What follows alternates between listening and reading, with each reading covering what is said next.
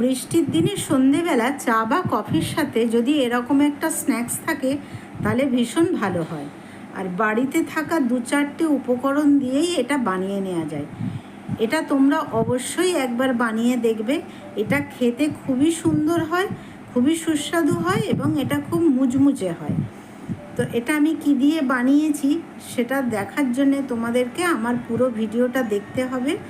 আর যদি দেখে সেটা পছন্দ হয়ে থাকে তাহলে তোমরা একটা লাইক করো, শেয়ার করো, কমেন্ট করো আর আমার পেজটাতে একটা ফলো করো। তাহলে চলো দেখাই আমি এটা কিভাবে বানালাম। এটা বানানোর জন্য আমি কিছুটা সাবুদানা নিয়েছি, যেটা মিক্সির জারের মধ্যে নিয়ে ওটাকে আমি গুঁড়ো করে নিলাম। নিয়ে আর 2টো সিদ্ধ করা আলু নিয়েছি, তার খোসা ছাড়িয়ে আলুটাকে গ্রেট করে নিলাম। নিয়ে এবারে পুরো আলুটা যখন গ্রেট করা হয়ে গেল ওর মধ্যে ওই সাবুদানার গুঁড়োটা দিয়ে দিলাম। দিয়ে ওটাকে ভালো করে মেখে নিলাম। আর তার মধ্যে কিছু জিনিস দিয়ে দিচ্ছি, যেটা হচ্ছে ধনেপাতা কুচি, কাঁচা লঙ্কা কুচি, স্বাদ মতো লবণ, একটু সামান্য চিনি আর একটু চিলি ফ্লেক্স দিয়ে সব জিনিসটাকে ভালো করে মাখিয়ে নিলাম। এবারে যখন পুরো জিনিসটা ভালো করে মাখানো হয়ে গেল তখন ওপর থেকে 1 চামচের মতো আমি তেল দিয়ে ওটাকে মাখিয়ে নিয়েছি।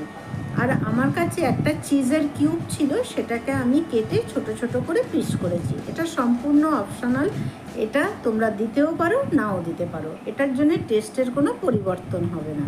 এবারে ওই ডোটা থেকে আমি ছোট ছোট করে একটু করে কেটে নিয়ে ওটা এরকম চ্যাপটা করে আকার দিয়ে তার মধ্যে একটা করে চিজের কিউব দিয়ে ওটাকে আবার 2টো সাইড থেকে ভালো করে মুড়ে টেবিলের মতো আকার দিয়ে দিলাম। এই একই প্রসেসে ওই ডোটা থেকে অল্প করে নিয়ে সেটাকে একটু চ্যাপটা করে তার মধ্যে একটা করে চিজের কিউব দিয়ে আবার 2টো সাইড থেকে ভালো করে মুড়ে টেবিলের মতো করে রেখে দিলাম। এরকমভাবে পুরো ডোটা যখন আমার কমপ্লিট হয়ে গেল এগুলো গড়া, তখন আমি গ্যাস জেলে তার মধ্যে কড়া বসিয়ে বেশ খানিকটা সর্ষের তেল দিয়ে, তেলটা যখন খুব ভালো গরম হয়ে গেল তখন গ্যাসের ফ্লেমটা কমিয়ে আমি এগুলো ওর মধ্যে দিয়ে দিলাম। এবারে এই সময় গ্যাসের ফ্লেমটা কমিয়ে রেখেছি, কেননা যদি বাড়ানো থাকে ওপরটা ভাজা হয়ে যাবে আর ভিতরটা কাঁচা থেকে যাবে।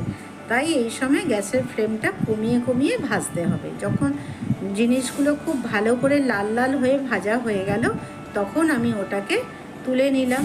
নিয়ে আমি টমেটো সসের সাথে সার্ভ করলাম।